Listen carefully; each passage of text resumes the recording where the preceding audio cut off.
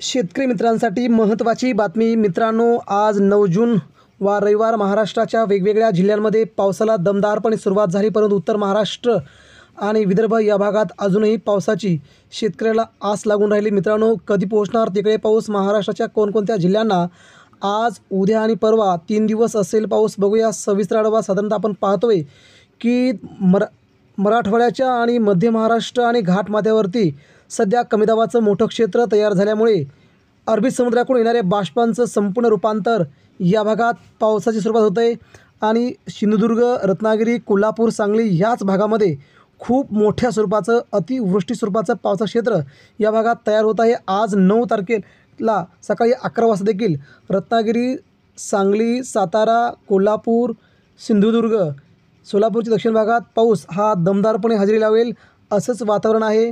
हा कमी दाब दक्षिणेला जातोय। काल हा उत्तरेच्या दिशेने येत होता, परंतु याची दिशा आता बदलली असून दुपारनंतर 2 वाजता साधारणतः भूम, परांडा, वाशी, कळंब, बार्शी, अकलूज, लातूरचा भाग, सोलापूरचा भाग, नगरपर्यंत पाऊस दिसतोय। पुण्यामध्ये मात्र पावसाची थोडी विश्रांती जाणवेल मित्रांनो। त्यानंतर 5 वाजता पाहिलं तर नाशिक, मालेगावचा दक्षिण भाग, संभाजीनगर, नगर, नांदेड, वाशिम, परभणी, लातूर, शेगावपर्यंत हे क्षेत्र येईल असा अंदाज आहे धाराशिवच्या बहुतांश भागामध्ये।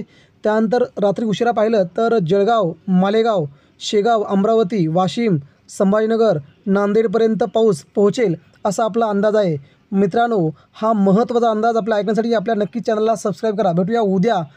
धन्यवाद। जय हिंद।